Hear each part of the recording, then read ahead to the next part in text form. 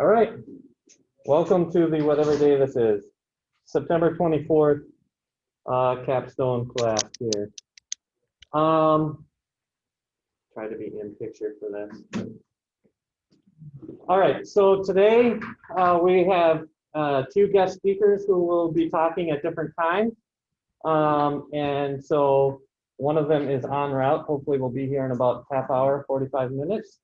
Another one is already with us via Zoom, and I'll let him speak first. You should have, I didn't check today, but I know that some people already had. You should have been writing up your first two summary chapters for today, for this. Next week will be two more chapters, chapters 3 and 4. And after that, it will be a single chapter per week. So it should be pretty straightforward. Next week, we will begin discussing some of the content that you've read from this week and next week in class. So if you had something interesting that hit you from this week or something interesting hits you next week, bring that to class. Be prepared to talk about it because that's going to be the primary thing that we talk about in class next week. Also, I know, again, I didn't check yet today, but I know some of you noticed that the rough draft of your integration paper was due today. So hopefully you have done that, you've turned that in. That also helped you at least start to think about this. This is the first year I've done a rough draft for this paper. And primarily, I did that as kind of, I don't know, kick in the pants kind of, to get you to think about it before the day it was due. Because I know that some of you are very proactive and think about your assignments ahead of time. But I know a lot of you, if it's due a month or two away, that's totally out of sight and out of mind. So I wanted to bring it more into sight and into mind by having this rough draft to today. You still have lots of time to expand on it. We haven't done a lot of discussion yet of topics that will go in it, so I know there's room for it to change. There's room for it to be modified, add new topics, and so forth. So don't feel like you have to stick to what you had, but I really wanted you to begin preparing for it right away. Are there any questions about either the book reading or the paper that you guys have? Yes, Adam. So for the final paper, will it be the same number of pages as the initial draft was? Like, are we expected to add more onto our initial draft, or? Okay, yeah. So the 6 to 8 pages was the final draft length that I was looking for. Yeah. So if it wasn't 6 to 8 pages yet, that's fine. Gotcha. Yeah. So it's not going to be 10 to 20 pages. Yeah, that's okay. Yeah. No, it's 6 to 8 pages. Yeah.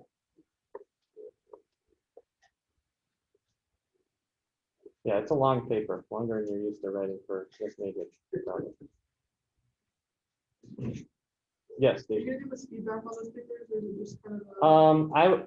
If you have specific questions, I will, but I probably won't have a chance to read them thoroughly and give you a nice detailed feedback. But I can give you some rough feedback, or if you come into my office, I can give you more detailed feedback.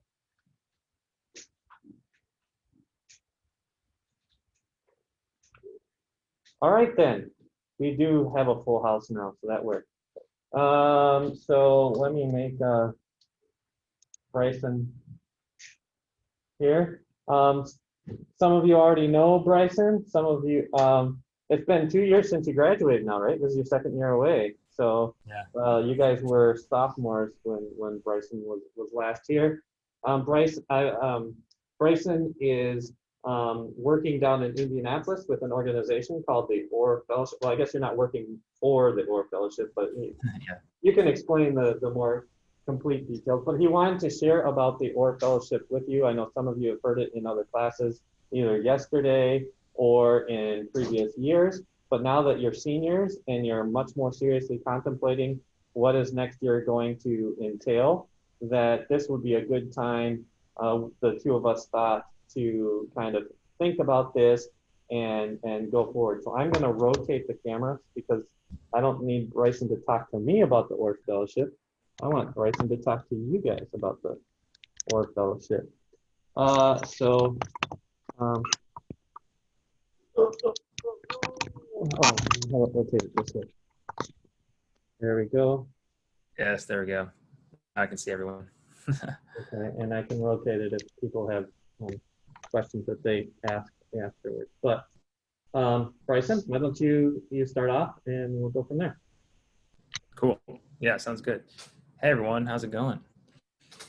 My name is Bryson, and as Dr. Gosh said, I graduated 2 years ago with computer science systems. So I know some of you, I can't fully see everyone like who you are, but graduated 2 years ago and loved Taylor experience, loved getting that degree. I thought it was awesome to get that. And I'm trying to think, during this semester, my senior year, I was taking database systems and parallel computing. Is anyone taking either of those classes right now? Yeah. There's Nice. a couple people raising their hand. Yep. So those were good classes and definitely challenging, but I thought really helpful too. So, and honestly, really helpful for my job now. So what I'm doing now is I'm down in Indy working at a company called Xylo. And we we have a web app that helps other companies manage their software. So the term going around now is SaaS, software as a service. And so big companies are all buying different SaaS subscriptions, and in a big company that can kind of get lost and you don't really understand how much you're spending. So our software goes in and kind of cleans that up for you and shows you that you might have 50 project management software subscriptions, you might have 5 CRM subscriptions, and maybe a bunch of other subscriptions, and you don't need that to be doubled up. So then our software goes and shows that to you so you can hopefully cut down on costs and save a lot of money. So we serve the enterprise industry the most. So some of our companies are Nike, Uber, Atlassian. We worked with the Pacers for a little bit. We have the Cleveland Cavaliers. Trying to think some other, I should know these better, but those are big ones. So enterprise space, and then we're kind of trending into the small, a little like mid-size, maybe too. But it's fun to be a part of that because we're a small company, so we've only been going for 4 years, and we are serving really big companies too. So that's my job. And then what I'm actually here to talk to you today about is called Orr Fellowship. So I work for Xylo, but I'm also part of Orr Fellowship. And so I'll go ahead and share my screen. Then I just have a little slideshow here to show you guys. You have to pull up your t-shirt, right? That's an Orr t-shirt, right? Yes, this is Orr. There you go. It says I can't share, so no worries. I don't have to do that. I can try seeing if I can let you, but you keep talking. Okay, yeah. So Orr is a 2-year post-grad fellowship in Indianapolis where you apply to Orr, and then if you make it through our process, you get placed in a full-time job, like I'm working for Xylo in Indianapolis, and then you have these opportunities outside of work for a community of people and like a network of people, of friends, and then as well as professional connections and a professional network around the city. And then Orr also provides opportunities for like continued learning and workshops and a speaker series and classes. So some of the examples of that is recently we had an Excel workshop, we had a consulting workshop to kind of learn about those things a little more. And then we had a month ago now, I guess, the co-founder of The Onion, which is like a satirical newspaper, came and spoke to us. So just cool opportunity to learn more about different parts of business and maybe hear from business leaders too. And that's a really fun part outside of work. And then the people is also a really great part, and I love that. But kind of again, I think I set it up now. You did? Okay, great. I'll go ahead and do that then. Yep, we can see it. Sweet. All right, so Orr Fellowship, woo! Kind of just heard about that. So Orr Fellows are full-time salaried employees at companies, and like I'm at Xylo, so I'm full-time and salaried. And then outside of work, we have those workshops and classes. We have a team that's kind of leads volunteering around the city of Indy, and a big focus on serving the community and making the city a better place. So that's really cool. And there's also this alumni network once you get into it. So we're almost 20 years old now, and there's a lot of fellows that have previously been in the program, and you can connect with them and get to know them. And they're doing all kinds of different things around the city of Indy, and honestly around the country too. So really cool to have that connection. I think I'm starting to experience that now, being a year in, and that's been really fun to have. So, and everything, I think, I came to campus last year and recruited just being out, and it was more of like, I think this is what OR is. I hadn't fully experienced it. Now I've been in it for over a year, and like what I'm saying, I think is true to my experience too. We really do have awesome opportunities for continued learning, and my favorite part has been the people and getting to know the community of Indy and being able to serve the community, and then also get great friends in the process too. Has been awesome. So that's kind of what the program's about. Now, maybe you need some convincing for why to come to Indianapolis. Maybe you've grown up there and you're like, I don't really want to go back, or you don't really know why you'd want to go to Indy in the first place. Well, let me show you a couple things on why you might want to consider Indy. So first off, so our salary is standard across the board for all fellows, and we each get $50,000 in our first year and $52,000 in our second year. Now, obviously, as computer science majors or computer engineering, you could definitely make more in another job. I definitely could have made more on my first job, but I thought taking a cut was worth it, and getting paid a little less to have that experience of the fellowship and the experience with the people, really, and the community. I think sometimes we over glamorize money for a potential trade-off where we don't have as much community, or maybe we're not as like, honestly, people, you don't have necessarily as many people around you. And I think OR Fellowship provides an opportunity to kind of lay yourself softly into the real world, where you still have a community of people and you have a good job. So yeah, talking to you guys, I totally know what you're thinking, like heading into looking for jobs and could make more money, but totally think this is worth it. And as these stats here show, other cities making $50,000, takes a lot more in other cities. So 50,000 really goes a long way in Indy. So that's really cool. Other than that, there's also a ton of things to do. We had an OR fellow put together this map of different things in Indy, and you can see a lot's kind of localized downtown and then in the Broad Ripple neighborhood, which is a little north there. But there's a lot of cool things to do, and that's super fun. And there's a ton more than even what's on this map, but this just kind of shows a little bit of, there's a lot of opportunities in Indy. And here's a little map of the neighborhoods. This is kind of fun. I think it's fun to look at maps anyway, but downtown Indy is getting pretty popular, and Fountain Square is a new growing part of the neighborhood too. Broad Ripple as well. So lots of cool things in Indianapolis. OR Fellowship's a great program. I've really enjoyed it. And if this sounds like something you might be interested in, the application is coming up pretty soon here. It's next Tuesday night is when it's due.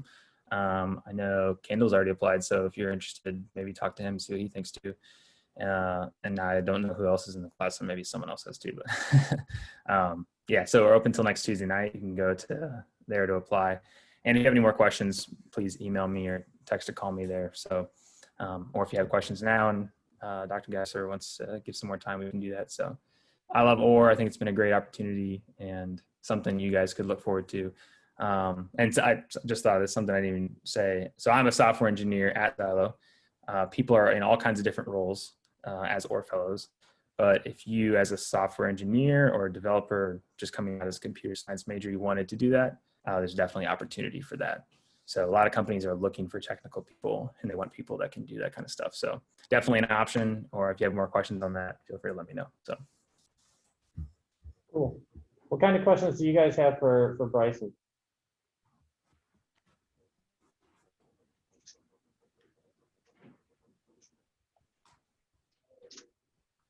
Bryson, do you think you'll stay in Indy after this year?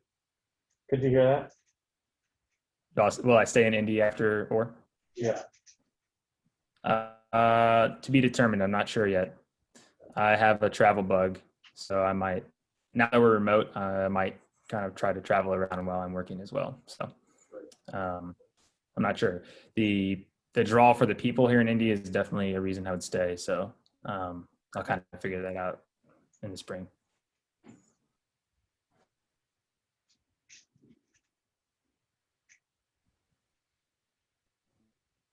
Mhm. Who are some of the executives that you've been able to network with as a result of being part of the OR Fellowship? Yeah. Let's see. We have had interactions with the was he the CEO? I can't remember. Scott Dorsey, who kind of got oh man, I'm blanking on the name right now. Company that got Exact Target got acquired by Salesforce, so they were kind of a booming company in the early 2010s. He was an exec there, so we got to talk to him. We have talked with the Lessonly CMO, and Lessonly is kind of a smaller tech company down in Indy, down here. We had the opportunity with the Onion founder. We had an entrepreneurial law series last winter, and we got to meet a lawyer at Ice Miller. That was a unique experience. So, and then Xylo executives too. Obviously, I'm actually playing tennis with our CEO next week, so that's kind of fun. But yeah, OR does provide, in a lot of cases for companies, executive access where you get to meet with the executives of that company and kind of learn from them. So that's another cool part of it. All right. And if they want to get a hold of you, you had your email and your phone number, but they can also contact you via the CSE Slack. Yep. Yeah, I'm still in Slack. I think I'm actually still in the CS Capstone channel. I just realized that. So, but yeah, you can totally message me or whatever, and I'll send you my email and number to Dr. Geisler, and you can share that if you want. So. All right. All right. Well, let's thank Bryson. And thanks for joining us, Bryson. Totally, yeah. Hope the rest of class goes well. Yeah. Good to talk to you guys. I tried to wave at a non-existent. There we go. Okay, actually.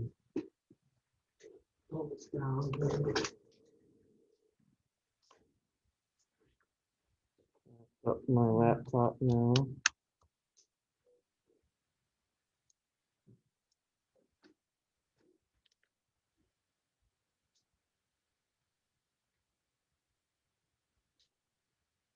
And how about hit the right button? There we go. That's dark. Well, so it's the same slides, Jeremiah, that I sent you. I will post these slides for those of you who have to leave here in about 10 minutes, so you don't have to wonder what we're doing. But today, we're going to talk about taxes because when I first started doing this, we had two sessions on money. One was budgeting, and the second one was on investments. And about 4 years ago now, we got to the line item on taxes in our budget, and we spent like an hour and a half trying to pull apart details.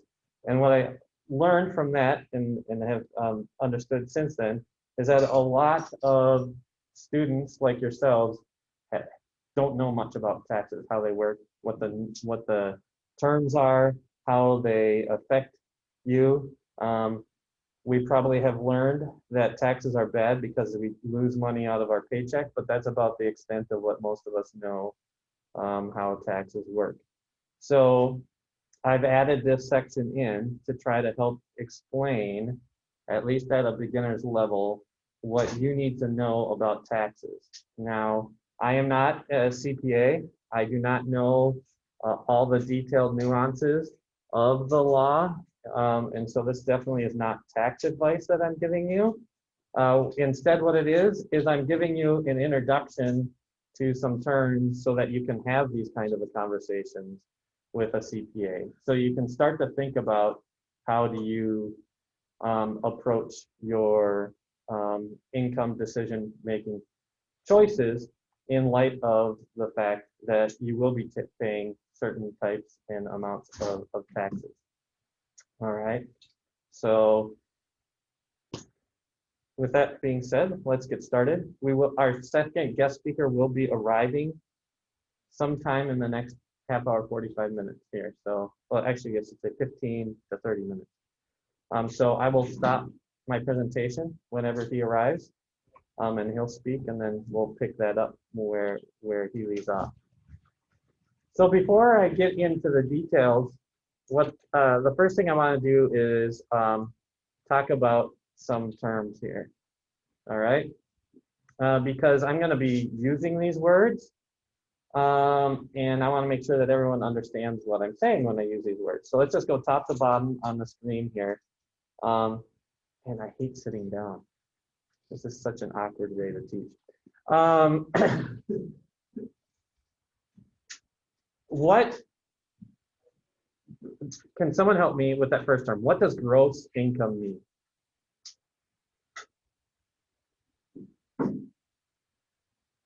Yes, Is that just like your total income before taxes, before anything else? yeah, it's the number when someone says I'm getting paid this amount of money. That's what they're talking about. So when Bryce said that the Orr Fellows get $50,000, that's gross income. That's what you sign with your employer as what you're being paid. Okay? That's how much the company loses. No, it's not. Right. The company will lose more than your gross income. And we'll talk about that. So when a company decides to pay you a salary, they have to think about other things like your health insurance. Maybe they have to think about your retirement options, and they actually have to pay taxes on your income as well. All right, so that's your gross income. None of you is like, well, that's not true. Most of you will not ever see your gross income show up in your bank account, right? Because most of you, your employers will take out your taxes from your check before you are paid. They will directly pay the U.S. government the taxes that they believe you owe them. Okay? So how is that different then from that next item there, the taxable income?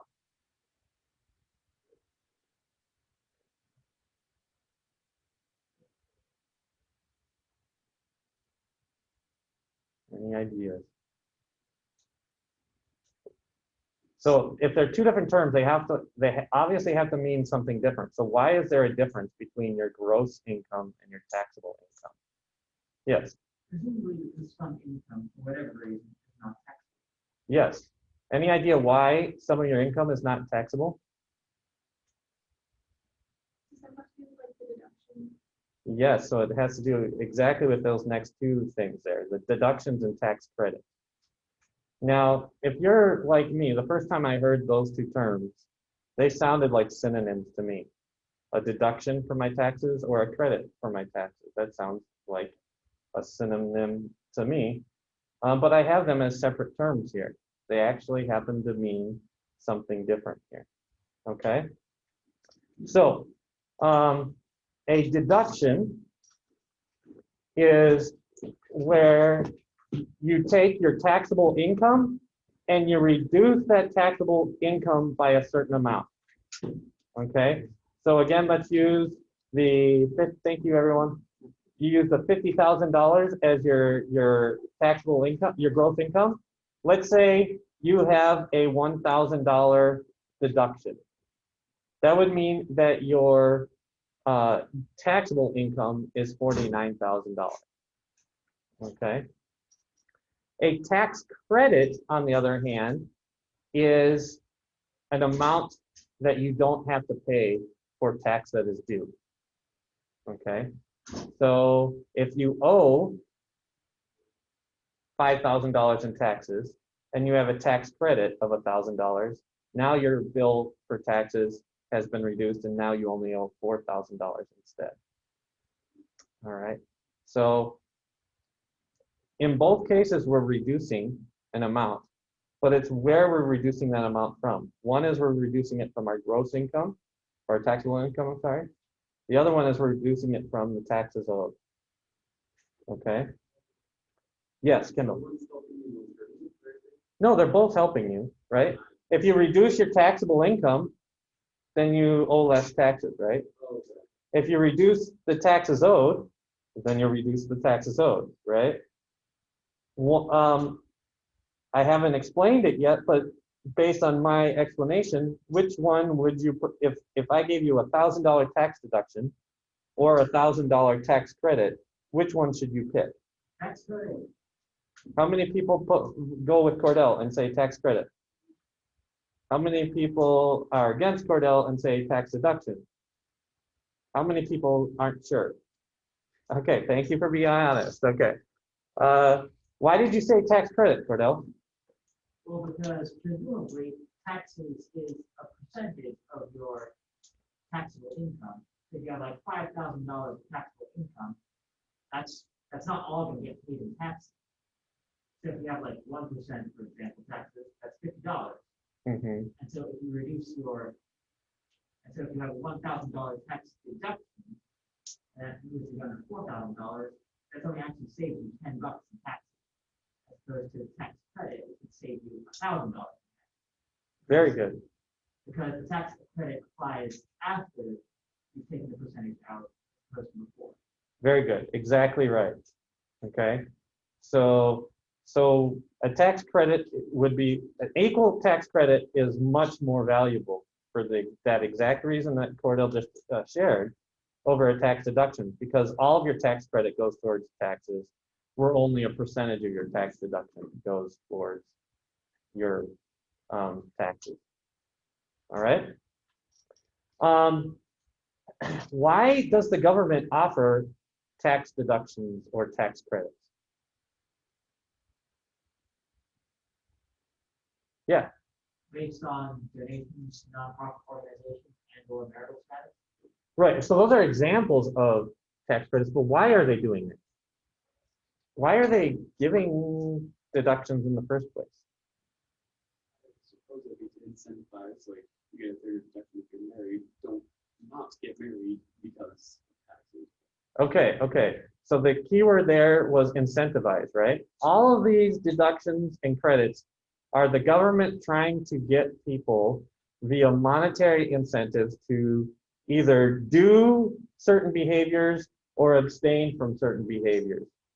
Okay, so the government wants to be able to continue to see a tax base be built, and so they give tax credits for having children, because having children now will turn into taxpayers in the future.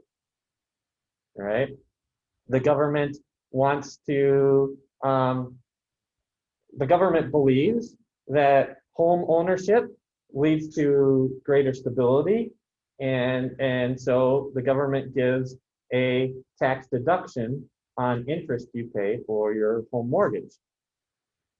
The government wants to see us increase or decrease our dependence on foreign oil and increase green energy usage, so you get a tax credit for certain green energy incentive or things that you do, whether it's buying an electric car or putting in solar panels in your house or whatever, right? And I could go on and on and on. There are many, many things that the government wants to see happen in our populace. And it's easier to provide monetary incentive than it is to pass a law to cause people to do or not to do something. You can think of something as simple as masks, right? That's a law in a lot of places right now that you have to wear a mask, right? But how many of you have seen people not wear masks when they technically, according to the law, should be, right? It's hard to tell people from a legal point of view that you need to behave a certain way or not behave a certain way. But when money is available, all of a sudden people start complying in much more effective ways than they did when legal and enforcement was behind that. So, so as a result, there are all these kinds of things that you can reduce your taxable income through deductions or reduce how much you owe to the government through tax credits. Okay. Now, notice that, actually, I didn't update. That's the one thing I didn't update in the slide. Personal deductions were eliminated 2 years ago now. There are kind of two broad types of deductions. Okay. The first one I list up there are standard deductions, and the third one I list there are itemized deductions. Okay. With itemized deductions, I'll go with that one first. What you do is you figure out all the possible deductions that you have satisfied, that you deserve credit for. And you will list this to the government. Hey, I want this deduction, I want this deduction, I want this deduction, and so on and so forth. And then oftentimes you have to produce a receipt to prove that you qualify for the deduction. So one of the deductions, Cordell, that you mentioned was giving to charitable organizations. So if you give money to a charitable organization, that's why the IRS certifies whether an organization is a charitable organization or not, because it affects other people's ability to pay taxes or not. All right? So if an organization has been certified by the IRS as being a charitable organization, and you give money to this organization, you'll get a receipt at the end of the year saying you gave this much money, or you gave this much product. You know, like if you go to Goodwill and you donate, you get a receipt saying what you gave to them, or whatever. And you can deduct that amount. So if I donate $5,000 to my church, I can have a $5,000 deduction on my taxes. It's a 1-to-1 for that deduction. All right. Like I said, the interest I pay on my mortgage, every dollar I pay in interest, I can get a deduction from my taxable income, and so forth. And there's tons of different deductions that you might qualify for. Okay. And so with the itemized one, you just list every one, you demonstrate that you qualify for it, and then you apply those deductions to your taxable income. And then you say, okay, my gross income was this, my taxable income now is this because I had all these deductions that apply to it. And now I'm going to pay the taxes on my taxable income. That's how deductions work. The standard deduction up there is meant to be for most people. The idea is that keeping track of these deductions is a pain. And so if you don't want to keep track of deductions, the government will say, well, on average, most people qualify for this amount of deduction. So if you don't want to do any record keeping, you can just say, I want the standard deduction. You don't have to prove anything. You just say, I want the standard deduction, and you get it. $12,400 if you're single, $24,800 if you're married, right? And there's no questions asked. Yes, Cordell. Does the 24,000 thing apply to both members of the married couple? Both of them combined get the 24,800. Okay. Right? Which is that theoretically you could make up to $12,400 a year without paying any income tax. yes. Oh. Yeah, I don't think you'd be very happy with just a $12,400 income. In fact, you would actually get not just a standard deduction, you would get an earned income credit. The government would say, you make so little amount of money, we'll give you some money back. All right. And I don't know where those levels are, but there is an earned income credit. All right. So a lot of people just take the standard deduction because it's a lot easier to do. And to be honest, the standard deduction used to be a lot lower. That changed 2 years ago. Okay.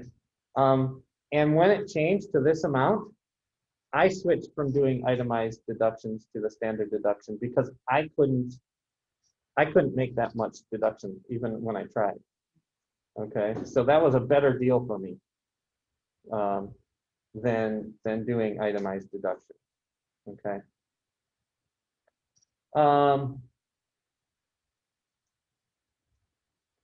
Do deductions make sense? Are there any questions about deduction? Yes. So is that number for Indiana only? No, this is the federal number. So for, Indiana has a different standard deduction. so for like New York, where money is like less valuable, is it still the same amount? Yes. Yes, it is. Yes, Do Cordell. you have to file any special paperwork to get the standard deduction? No. Okay. That's what makes a standard deduction so convenient. You just basically check a box on your tax form saying, I want the standard deduction. And why anyone would not want the standard deduction is beyond me.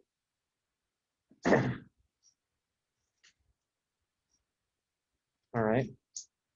Tax credit, then you compute how much you owe, and then you subtract those credits from them. Okay, so for instance, I have 4 children. Each of my children earns my family a $1,000 tax credit. Okay, so if I owe $5,000 in taxes, now I'm down to $1,000 just because of the child tax credit. All right. Credits can be nice because they can go negative, and Uncle Sam can owe you money instead of you owing Uncle Sam money. All right. I'm guessing that you don't get anything extra for your deduction going over your income. Correct. If your deduction goes, then you just get taxable income of 0. You do have to be careful. There is a thing called the AMT, alternative minimum tax.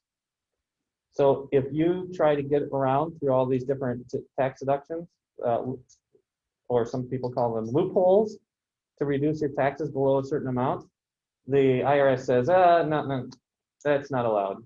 There's an alternative minimum number of tax that you have to pay. It's the AMT. And I've never had to deal with it. But if you got stock options from a company, that might come into play because your stock options are income, right? That you now own part of a company, but it's income that you can't draw on. So you might have to pay an alternative minimum tax based on those stock options. I don't know a lot about that, but you need to know that it exists and you say, oh, I just went down to 0. Okay, tax rate. All right, what is the tax rate?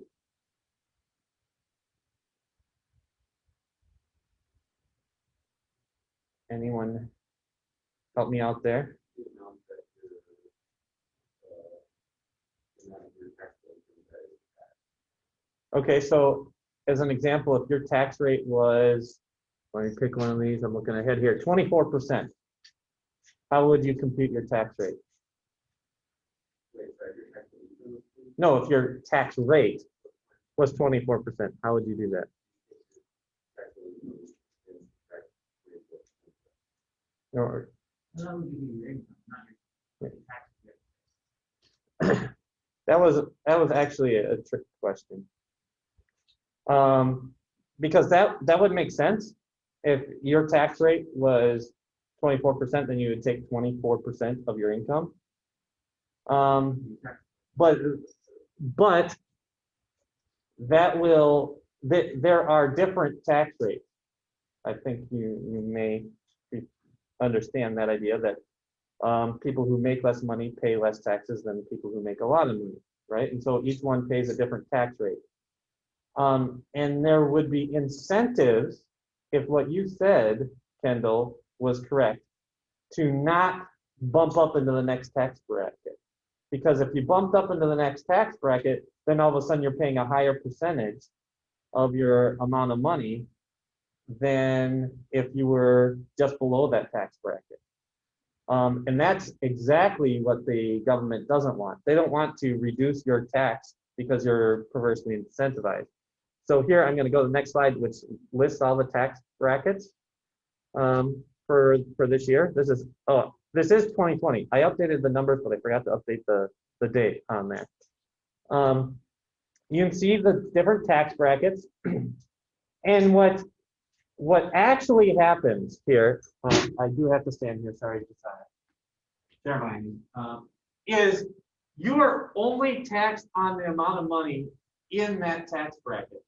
Okay, so the first $9,875 of your income, no matter how much you make, the first amount is taxed at 10%. Okay, the 12% tax bracket here only applies to the amount of money you make between these amounts right here. You only pay 12% of your income on the money in here. The first amount here, you paid 10%, and then it bumped up to 12% in this amount. And then again, it bumps up to 22% for the amount of money that you make in this range right here. And again, it bumps up to 24, 32, 35, 37 here. Okay, and I'm not sure if this is something weird. It's called the marriage penalty. I thought we got rid of it, but it exists, right? So if you file as two single people, you can make $518,000. Yes. So let's say you make like, 20,000. So the first 9,800 of that is taxed at 10%. Yes. So then you've got like a little over $10,000 $1,000 left. That's taxed at at 12%. Yeah. So let me put some numbers on there, like you were just trying to do, Kendall. But I'll use a number that's closer to what you expect to make this upcoming spring. Okay. So let's say you make $75,000 gross income. Okay. And I just picked that number because I did a survey and said, what's the average starting salary for computer science and computer engineering students? And I know it varies from parts of the country, but 75 is a nice, close to good number right there. So the first thing we do is we'll just take our standard deduction and reduce that. So our gross 75,000, we subtract out this 12,400, and this is what our taxable income is right here, 62,800. Uh-oh. I didn't update this number today. It used to be 12,200. That should be 62,600. I did update these. All right. So like you said, that first $9,875, we tax at 10%. So we pay $987.50 in taxes for that. Then up to the $43,125 minus this right here, that's how much we made in that next tax bracket, and that gets taxed at 12% or $3,629. Okay, and then this should be 62,600. So this is $200 times 22%. This should be like $20 less, whatever. You got the idea. This is what's taxed at the 22% rate for almost $5,000. So then we add those three things up: the 10% rate, the 12% rate, and the 22% rate. Right here, for a total of $9,605.88. Yes, Kendall. where's the 40,135 number? That is where the 22% tax bracket starts. So the 12% tax bracket starts here. Yeah. The 22% tax bracket starts here. And the next tax bracket is above 62,800. So most people say they're in the 22% tax bracket, but they're not getting charged 22% of their taxable income.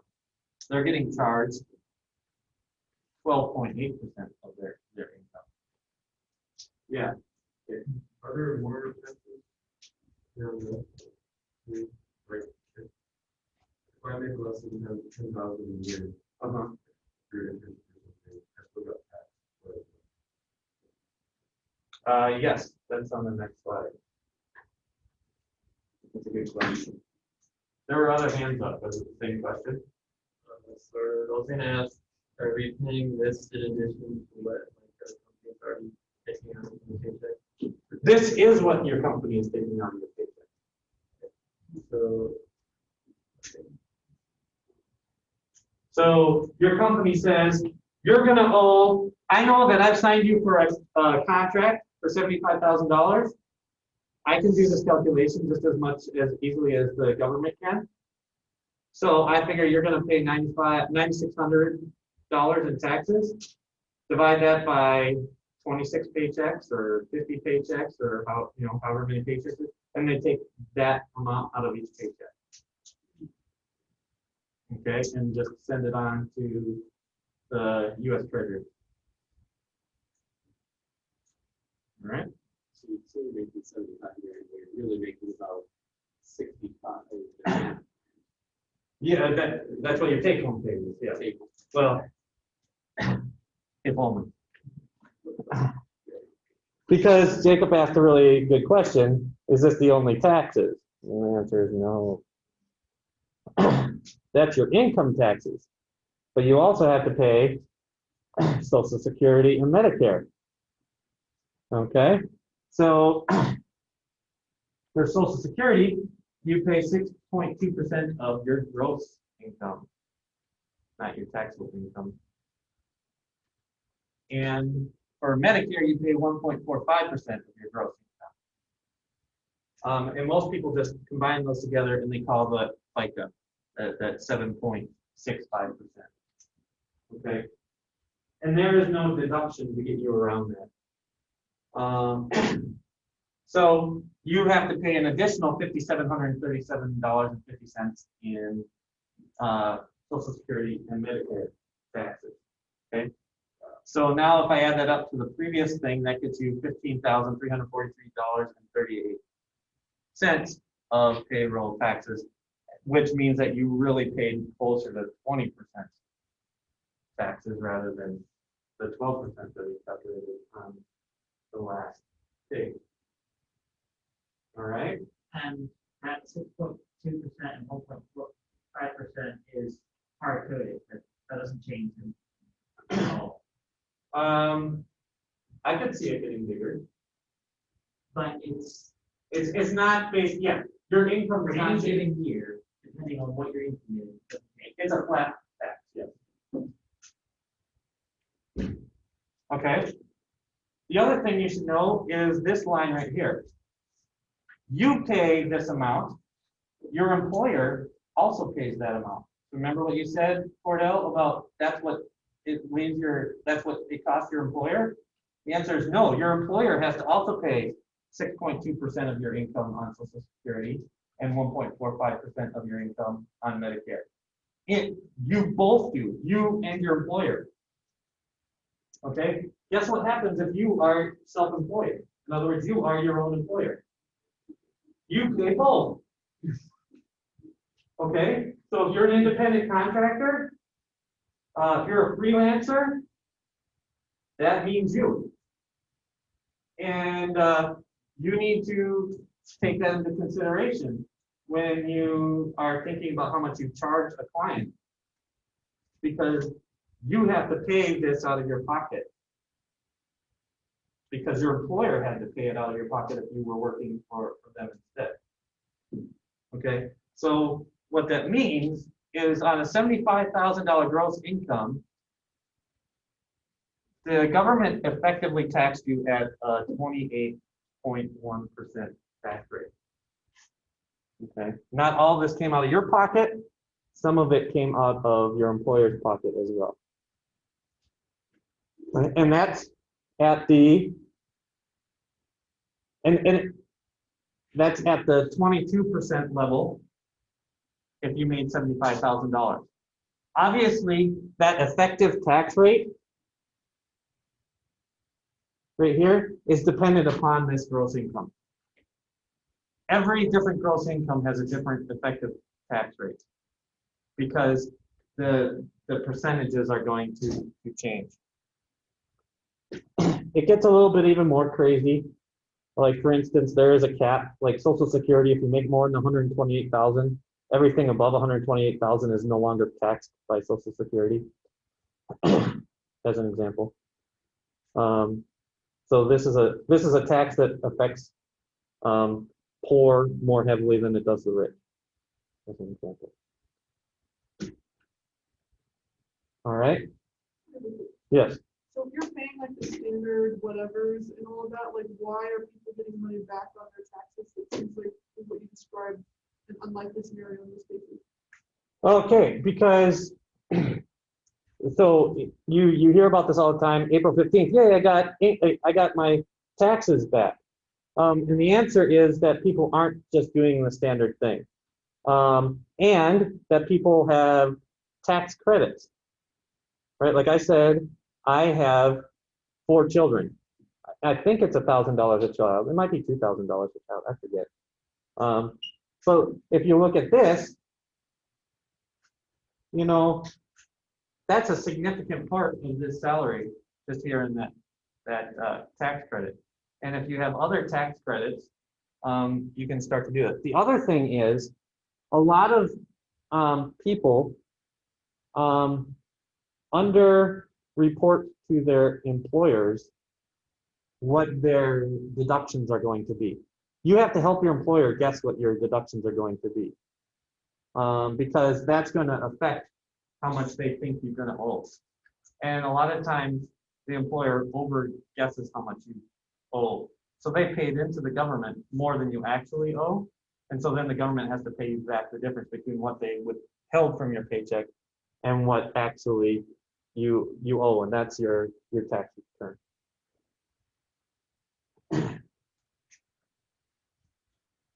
But they just overestimate in order to cover themselves, They're overestimating, and what was the last part you said? in order to cover their backs, so they don't underestimate and get in trouble. No, I think most people just don't put any effort into it. I'm giving you too much, you're giving them too much credit is what I'm saying. No, most people just sign the documents that their employer gives them, and so their employer just to cover themselves, not the individuals, but because the employer will get in trouble if they don't withhold enough money. So the employer says, well, I'd rather overestimate than underestimate. Opposed to a private citizen who can Yes. underpay. and Yes. will just have to pay for taxes. Yes, but you have to be careful there. If you underpay, like you tell your employer, don't withhold anything, you will have to pay a penalty. Okay? This is also another thing that as a contractor, independent freelancer, or something like that, you need to know that you have to be within, I think, $1,000 of your final payment holding that has been withheld from your taxes. If it's below that amount, you have to pay a penalty for not paying enough money during the year to the government. And if you're self-employed, you have to pay this at quarterly increments. So I think the next one's due like in a couple of days or at the end of September. Okay, so every quarter you have to estimate what you think you're going to owe for taxes at the end of the year, and you have to pay that quarter's worth of taxes in at that time. You can't wait until the end of the year to pay taxes. And if you estimate too low, then you pay a penalty because you didn't let the government have what they thought was theirs early enough in the tax season. Okay? And that it's a stiff penalty. You don't want to pay this penalty. So you want to if you're being strategic, you want to pay this perfect balancing line where you don't want the government to pay you back money because they put that money in a bank account and earn interest on it, and you didn't. Right? You would like to be putting that money in the bank account or investing it rather than the government, I'm assuming. Right? So people are like, yes, I got a big tax refund. Means I'm not being, really awesome thinking about how I spend my money. I'm letting the government do it for me. Okay? So ideally, you would want it to be 0. That way, they're not paying you back any money, you're not paying them any money.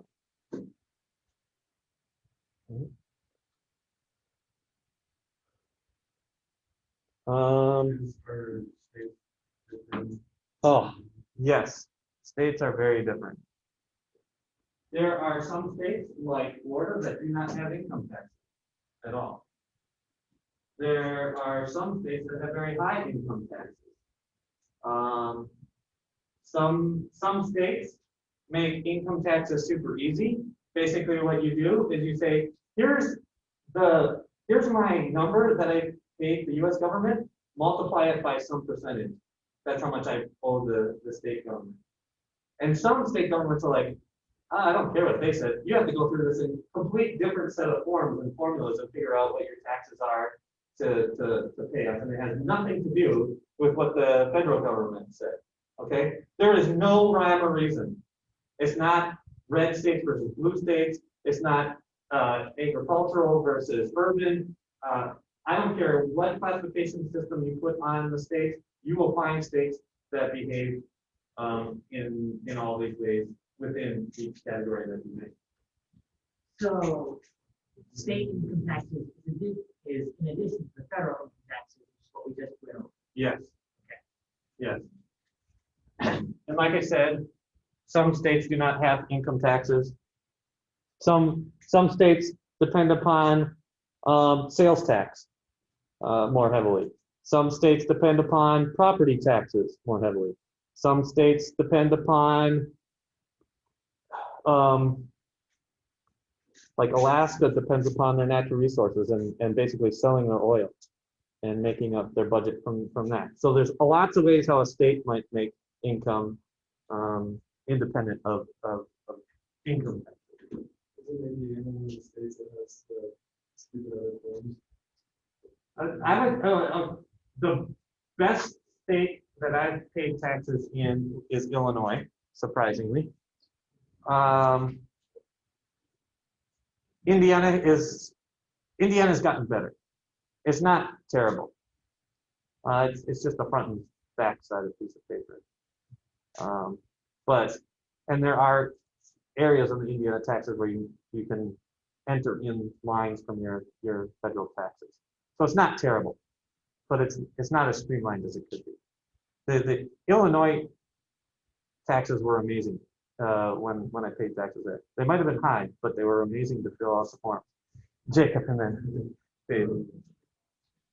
Is a state's income tax including the gross?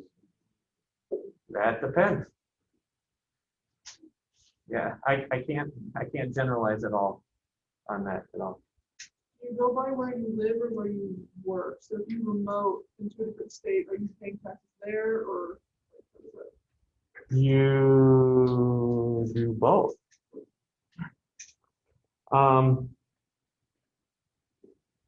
Oftentimes, states will have reciprocity agreements. So like, if you live on the border of one state and work in another state, they'll say, we'll agree to just kind of split up the tax revenue between the two, so you only pay in one state. So most of the time that doesn't affect commuters. So if you live in, let's say you live in Northwest Indiana, but you commute into Chicago, there's a reciprocity agreement between Indiana and Illinois, as an example. But if you travel, like you're a contractor, you pay taxes in the location where you made the money. So this year, I'm going to pay taxes in 3 states, in addition to the federal.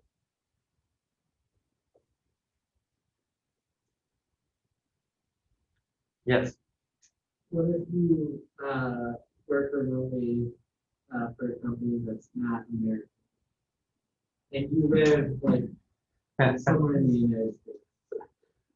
This is where you need to start talking to a tax expert. Okay. I don't know. And I think this year is really gonna be complicated. You obviously are gonna have to pay federal income taxes. But when you pay, state taxes, I don't know, are you considered local to your house, because that's where your office was? Or local to the headquarters of the company that you worked for? I don't know.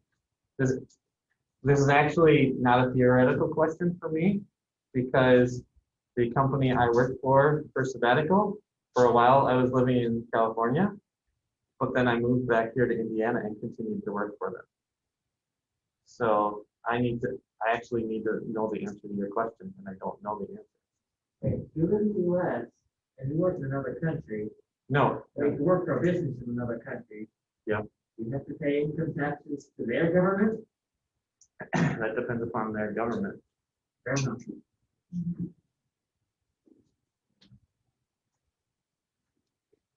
All right. Taxes are, there's a reason why the tax code is gigantic. Because there's all these kind of little loopholes that people either are trying to get around or just want to know seriously. I'm not trying to get around taxes. I just need to know who I'm supposed to pay and why, right? And you have to get a determination on that. All right. Other questions? These are great questions.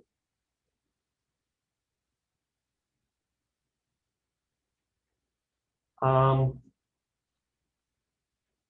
we've already mentioned the two biggest tax deductions, that being donations to charity, so your church counts as a charity, right?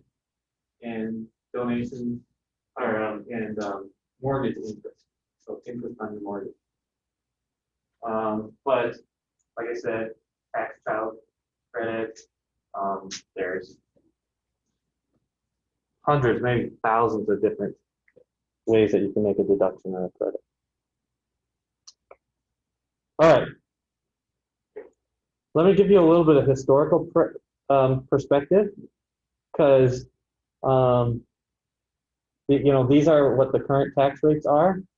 You might pay as low as 10% taxes if you're not making a whole lot of money, up to over 2/3 of your income, right? 37%.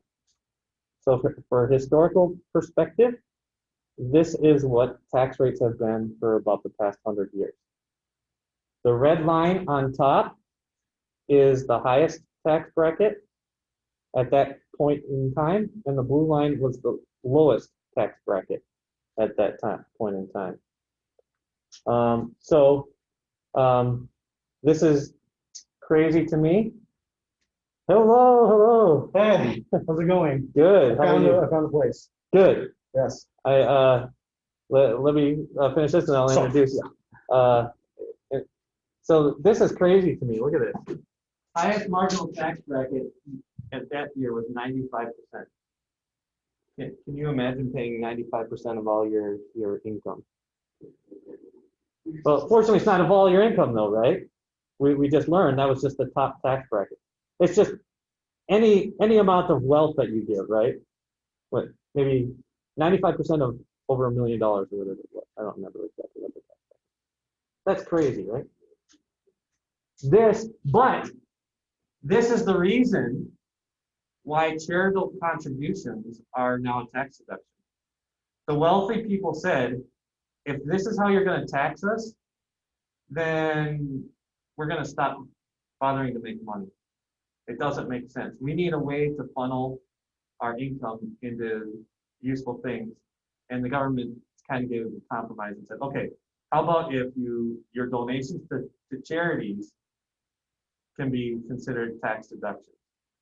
And that was the impetus for that particular tax deduction. Okay. Taxes have definitely gone down, but they cost an arm and leg, right? All right, I got more stuff I could say later, but I want to let our guest speaker All right, I'm so excited here.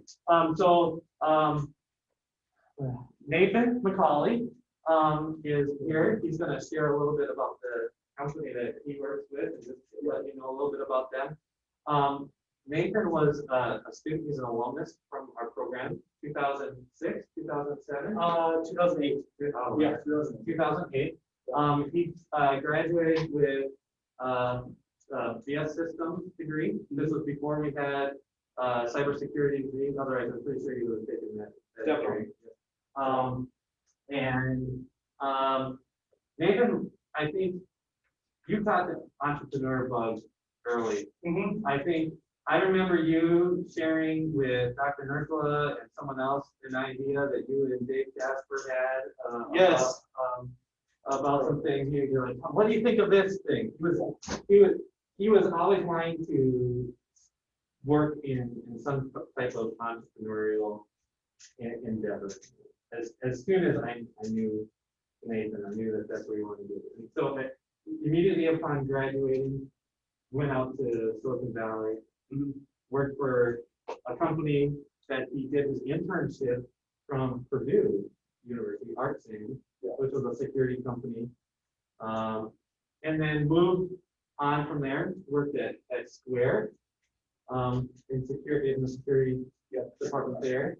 And then moved from there to Docker as the director of the security operations at Docker before starting the company that he is at now, co-founding it with Diogo, who you met at Square. That's right. You've kind of been partners since then, right? Partners in entrepreneurship. And the company he works at is Anchorage, and is actually the company that I worked on during my sabbatical this spring. And so Nathan, I got an email from his personal assistant on Monday saying Nathan's going to be in Indiana.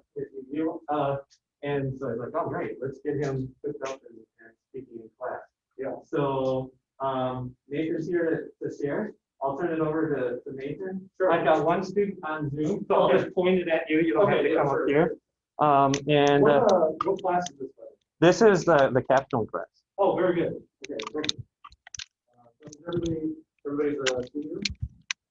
And in like computer science and related things, right? Okay, cool.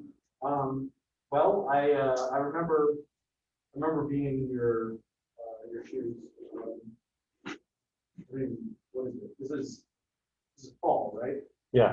I've gotten out of a university setup.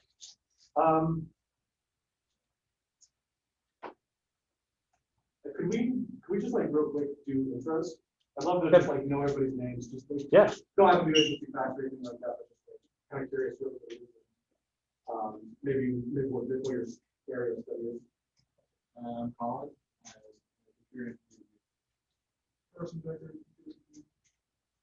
Peter Boynes, I was speaking. Matthew Jakes. Curating. Patty Shearer, computer engineering. Okay, computer science. Jake, what's your first?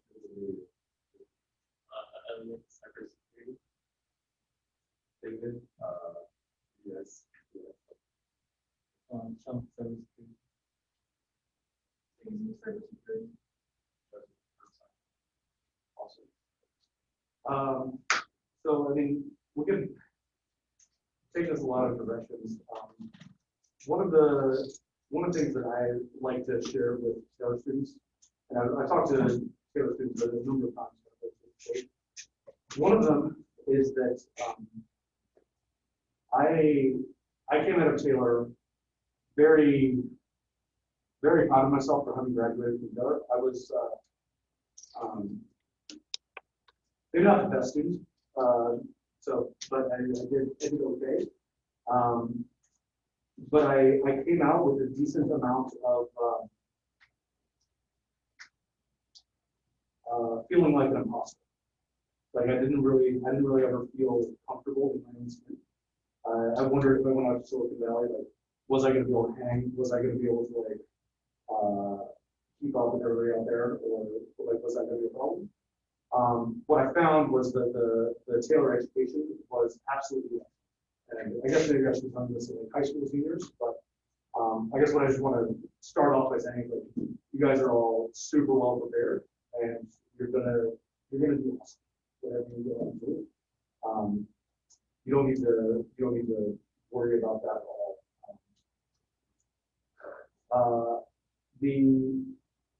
The other thing that was kind of interesting was San Francisco is a reasonably transient place. So like it was harder.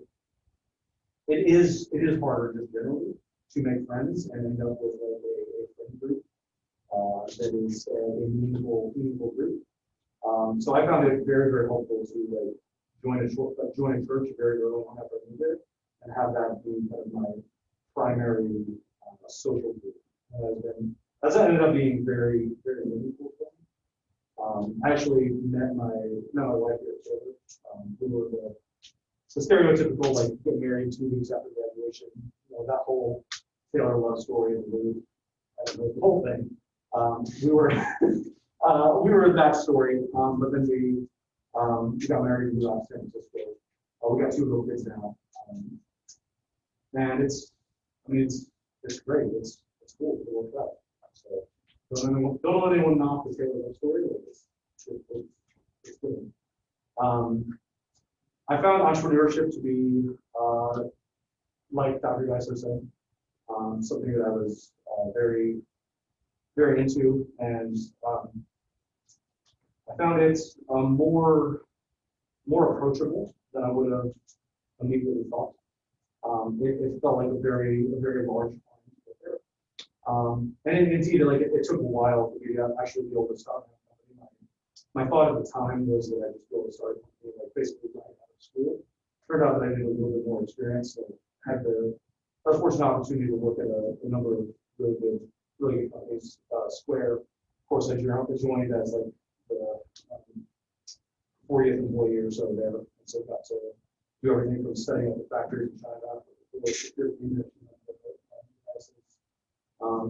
those of you focused on software security, I did everything around the cryptographic key management, key injection, making sure that one buffer overflows other stuff. All that kind of stuff was a ton of fun.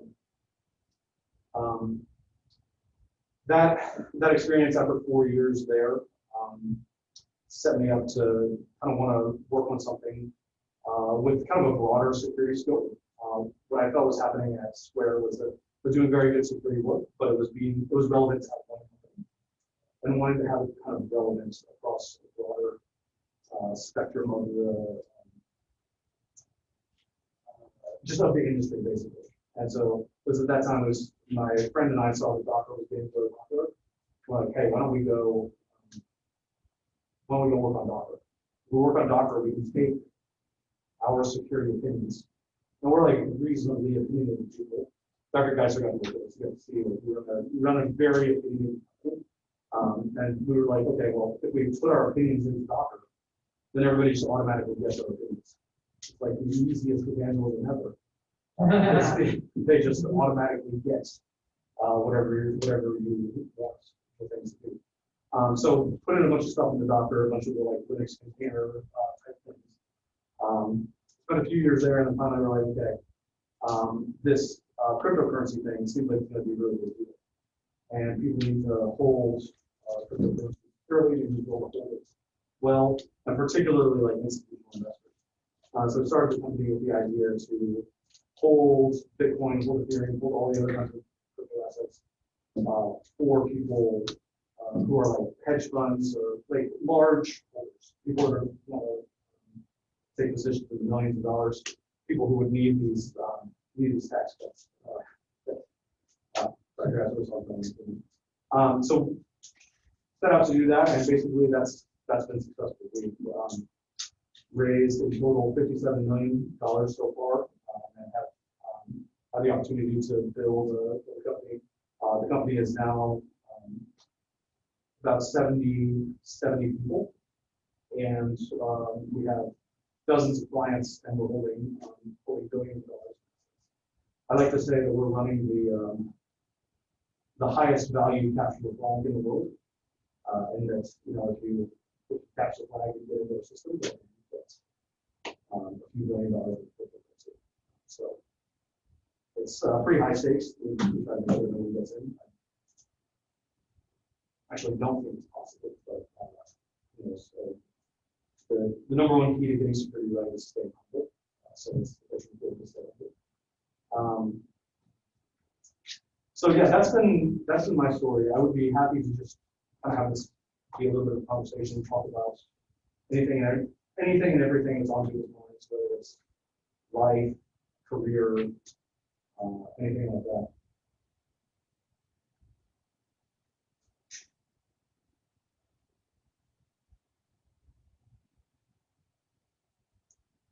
So Kendall. When did you get the sense that you wanted to start your company? It seems like you had that kind of mind for the reason you're doing, but wanted to become real through like this.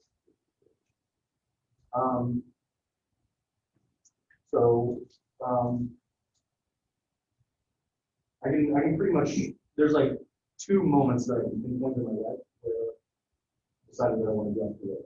First one was the first time I ever did something.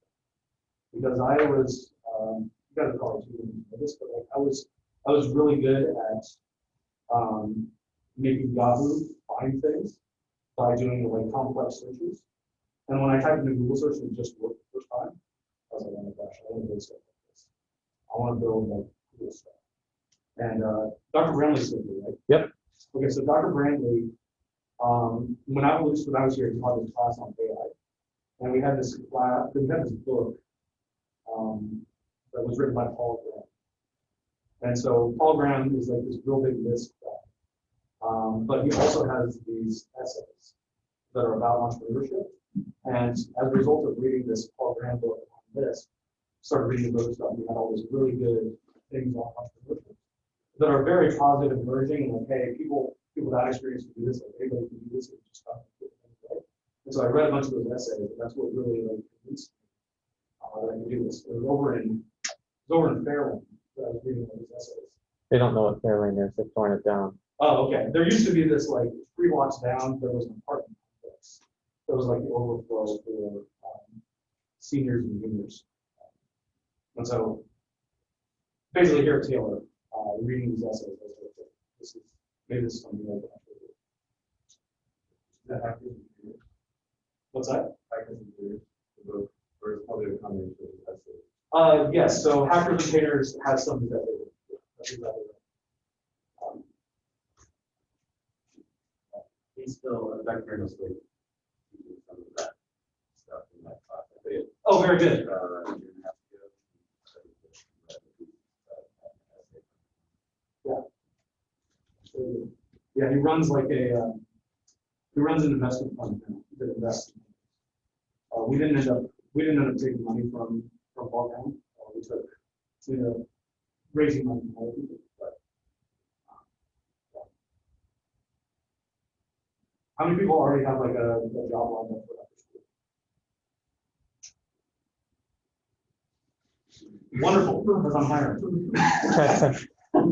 So, yeah, it's I'll put out the plug there if anybody's interested in the job. Is anybody interested in crypto or in Bitcoin?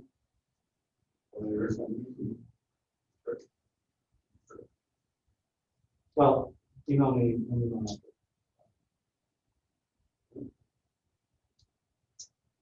Did you have mentors, like professional mentors, in your first years of working that helped you get sure you want to be a person? Or how did you gain knowledge outside of the school? So it's a bit of a combination between mentors and autodidact type things. So first of all, yes, my first mentor at ArcSam was very, very good. He was a person who had started ArcSam, and he had been a PhD at Purdue, started a company, and ended up being my manager while I was there. From him, learned a lot about like work ethic, focus on excellence, and those kinds of things. Not necessarily as much kind of on the entrepreneurship side itself specifically, but just on the kind of like how you be successful, how you do a very good job. Those kind of things. But then beyond that, it was really just consuming as much information as I can, looking up to people from afar. Like the internet almost allows you to have mentors from afar. If you can watch them back, you're like, oh, I wonder if I could do that. And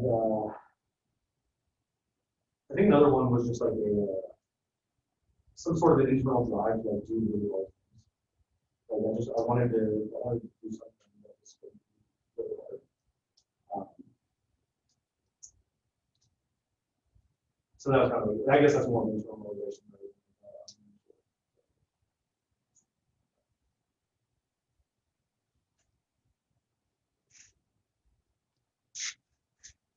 Are people from around here? Mostly from like Indiana or like Midwest area? All right.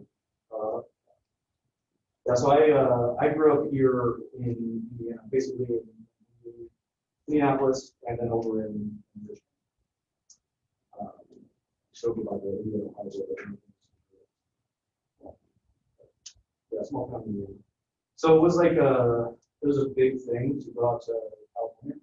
Like big adjustment in terms of life, those kinds of things. Before COVID, I would have very, very strongly recommended it for people. Like if you've got like a few years after you graduate, it's kind of neat to go out and live in San Francisco and California and those kinds of things. I think I still do recommend it, but it's not as obvious of a move now as things are starting now. But there is kind of a bit of a cool nature about this. Looking at being involved with other people who are entrepreneurs. There's when you talk about like mentorship and things like that, there's generally like an encouragement to try things and do new stuff in California that is still a little bit special. It's not necessarily something that is across the board. Did you have good about options that you're looking at doing after Taylor that were more local that you said about there? So I convinced myself by junior year that I needed to get to San Francisco. So my goal during junior year was find an internship over the summer that has a San Francisco office. Go to the Indiana office, work like crazy so that they like me. Because remember, I assumed that I was good. I assumed that I was like, so well, as long as I work hard, they'll at least notice that. I have complete control of it. So go to this company I have to do, work really, really hard, and then maybe they will move me up to us after that. That plan worked. And so it was actually by junior year that I already decided, at least in my mind, that I needed to go to those things.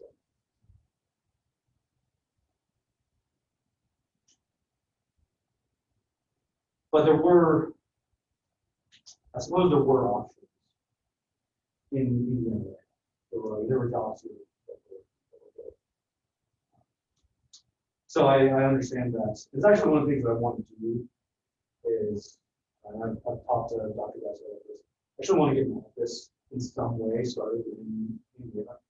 We already have one or two employees in Indianapolis. So I do want to kind of get an Indianapolis office going at some point. But honestly, with COVID, I don't even know if we're going to have offices. We got rid of all of us. We just like 100% remote. I don't know what happened.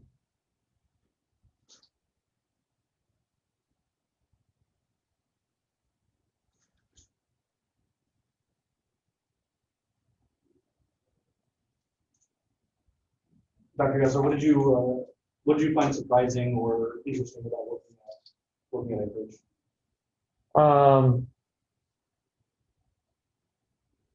I've told some people about my experiences already. Yeah. But I told them one of the things I enjoyed most about working there was how you brought some values that you may have learned here at Taylor or in the church more broadly into the corporate setting by trying to develop community, for instance. I love the assembly, and the one thing I missed more than anything else once stay-at-home started were the lunches and the dinners together.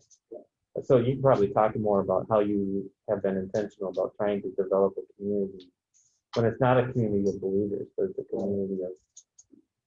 Yeah. There's a lot to this. So, number one, I think like as Christians, we all kind of like inherently believe that like, the inherent value in life is in relationships with people. And so when you create your own company, you get to basically kind of decide what kind of culture the things will have. And then there's like a chance that it's successful, but like that culture will self-replicate in the same way that like Taylor's culture self-replicates, Christ's culture self-replicates. But you have an opportunity to start a thing that ends up with like a little bit of a life of its own. And so when it comes to that, it's like, okay, when you start cooking, what are you gonna have it be? What is your culture gonna be like? And obviously, my guiding principle on that is that Christianity and Jesus are the example set out there. We can probably build a community that is a little bit like that. Now, of course, we can't be like super overtly religious. That's not appropriate. It's not as welcoming as we want in like the work setting. But we can still have things that feel very similar to that. So very early on, I was like, okay, we're going to have free lunch and free dinner every single day. And we're going to have this be as a time that we can show them this idea of like breaking bread as a way to. This also ends up being very pragmatic in that especially in San Francisco, there's so much employment opportunity. There are so many different companies that are vying for this that you really need to model your workforce as if they were unpaid volunteers. And so it's not necessarily like it's someone that you can just like tell what to do, because they can even remotely dissatisfied with it. And so it's a very healthy relationship with everybody, because everyone is there explicitly because they want to be, not because they have to do anything like that. And so when you're a community of volunteers, in a sense, you have an opportunity to build a culture that is based on it. And you can still have like accountability and social quality in that mindset. But it was definitely like an explicit thing that we do. Probably the most overt part of it is, like I heard guys were saying, we have this thing called assembly every week. You're going to see it. It's called assembly. It's every week, and during every assembly, there is this portion of assembly that is focused on somebody telling a life story and like sharing some wisdom with the group about the right way to live, the right way to structure your life. It might be about work, it might just be about life in general. And so it's nice. I actually, in my initial version of it, I had it set up like a liturgy. It was honestly, guys, it was a little too much. There was like this portion where we would like admit where we messed up that week, and then start to feel better about it. Maybe confession is a little bit too much for something. But nevertheless, it's like kind of a nice cultural thing for us. I think a lot of people resonate during that time, and it definitely builds the community within the company, because you've got that shared time, shared experience, shared vocabulary. There's a lot that happens during those assembly periods. Yeah, the vocabulary is big, and I'm glad you brought that up. We repeat kind of like the same words, the same ideas, and almost like get in people's minds as like what it is like to be an English person. What is it like to be a person inside this country? And those things are still in the world. That's fun. If anybody is like into entrepreneurship, I totally recommend this. Really, really good way to have like a little bit of a stamp on the world. And who knows, maybe it gets big, but even if it doesn't, like you get to have a product that people use and enjoy, but then you also get to create this like culture. And that's pretty special, and I really want more like this. I want more good people creating things and creating cultures. Keep showing tangible examples of the way that we all think we all live. Entrepreneurship is a pretty good. Can you speak a little bit, because I know some people are like, I don't see myself as being a leader or a starter of a startup company, but I'm still attracted to making the kind of difference that you're talking about. How can someone who's not the founder or co-founder of a company still be heavily involved in an entrepreneurial mindset or a startup community? Yeah. Well, so the most natural way is that like startups need people to join, right? And the interesting thing about startups is I'm talking a little bit about like kind of setting the culture from kind of like the top of the startup. But it's like I joined Square when it was 40 people. And I guarantee that there are people at Square who I never met, never talked to, who act like me and who act like other early employees because of that notion that the culture self-replicates. And so like, if you get to join something that is small, you end up having a really outsized impact on the way that the people think. And it's like there's this germination stage where the structures, the interactions, everything kind of gets determined. And people come in and it's like joining the board. And it's just like they end up in that system. Even if you join a larger company, there will end up being subdivisions of that larger company where your team or even your department or organization end up with a culture of interest. And it's incredibly fulfilling to work in organizations where there's a really good culture. And I think the Christians are extremely well suited to that. The other thing I'd say is that even if you don't think that you might want to be an entrepreneur, I would strongly encourage this. Many of you will likely end up with the capability to be leaders in some ways, even if it's not your starting thing. You will likely end up being tech leads or engineering managers. It's funny when you go read through like the management textbooks, all these kinds of things.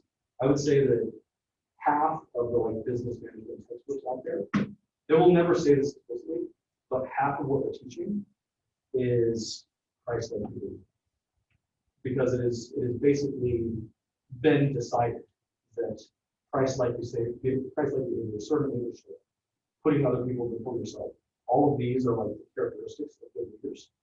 And I'm just going to take as a given that all of you kind of have that already as your worldview. And so in many ways, you already probably have a head start on becoming leaders. And other people tend to have to actually learn those things. Be like, oh yeah, someone else is talking, you should listen because you care about it. like, you just get it. I guarantee you get it, both because of distance and because you're coming from Taylor, you're coming from a community that I know focused there. And obviously I'm coming here really here because I feel like I'm with other leaders. It's pretty rare for me to go to talk this really. So. But yeah, lots of ways. Either start your own thing, become a leader, or just demonstrate it.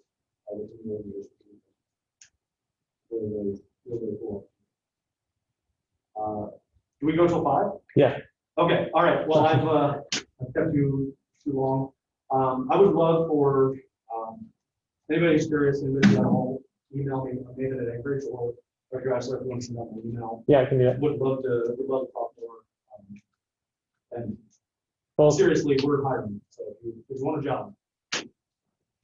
both personally and professionally, right? Yes, definitely. You welcome both types of questions. Absolutely, 100%. We talked a lot about professional here, although I started with That's another thing I really appreciate about Anchorage is that Nathan and his co-founder Diogo do one-on-one meetings with the entire company every other week. Are you still able to do that? Yeah. It is growing fast just in this year alone. So Mhm. some of those things are going to have to, I'm assuming, change as you continue to grow. Yeah. It's like, it's that, what I was saying earlier, everybody in the initial set, I assume that we're gonna have like 100 more of these people later on. So I want to have a very close relationship with everybody at the early stage. But yeah, at some point, your whole day, your whole week can't just be one-on-ones with everybody. So we have to, All right. thanks, everyone. Let's say a thank you to Nathan. And yeah, be ready to talk about our book or things that we talked about today in class next week.